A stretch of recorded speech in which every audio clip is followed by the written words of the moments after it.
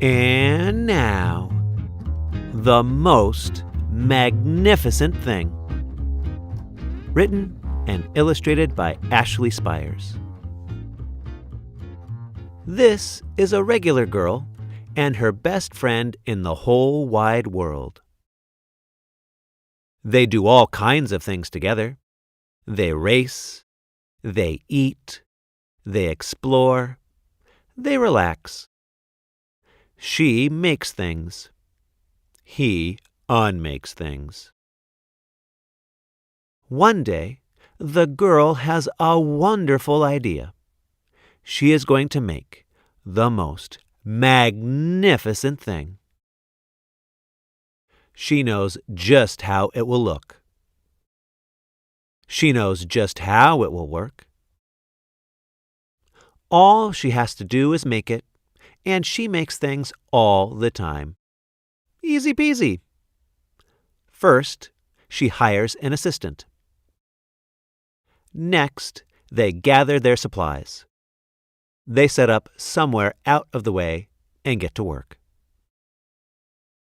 The girl tinkers and hammers and measures, while her assistant pounces and growls and chews. When she is finished, she steps back to admire her work. She walks around one side. Her assistant examines the other side. It doesn't look right. Her assistant picks it up and gives it a shake. It doesn't feel right either. They are shocked to discover that the thing isn't magnificent or good. It isn't even kind of sort of okay. It is all wrong. The girl tosses it aside and gives it another go. She smooths and wrenches and fiddles. Her assistant circles and tugs and wags. When she is finished, she stands up and takes a long look at it. Her assistant gives it a nudge with his paw. The thing is still wrong. She decides to try again. The girl saws and glues and adjusts. She stands and examines and stares. She twists and tweaks and fastens. She fixes and straightens and studies. She tries all different ways to make it better. She makes it square.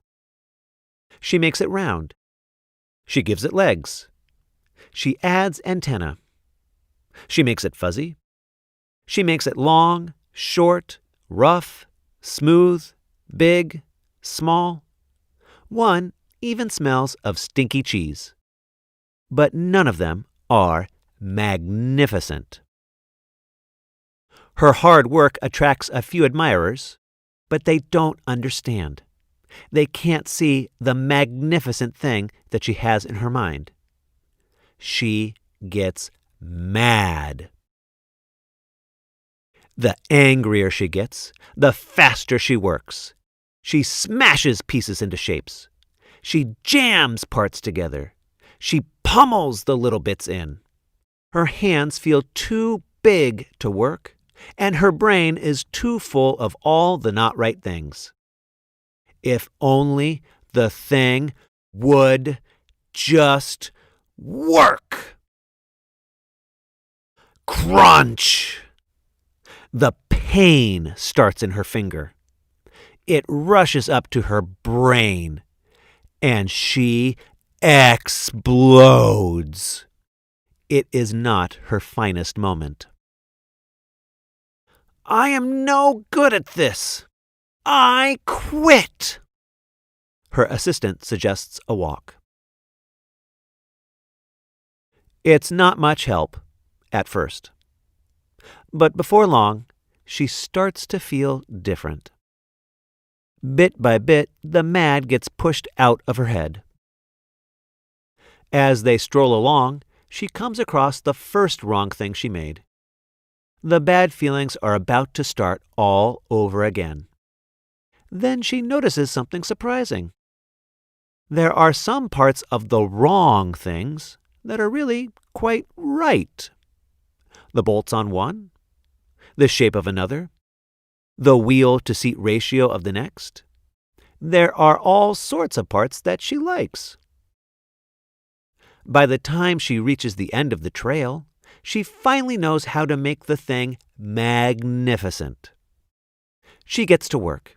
She works carefully and slowly, tinkering, hammering, twisting, fiddling, gluing, painting. Her assistant makes sure there are no distractions. This is the perfect thing to ward off bears. This will stop that leak. This one's all wet. The afternoon fades into evening. Finally, she finishes. She alerts her assistant. The pair take a good long look. It leans a little to the left, and it's a bit heavier than expected. The color could use a bit of work too, but it's just what she wanted. They climb aboard and take it for a spin. They are not disappointed. It really is the most magnificent thing.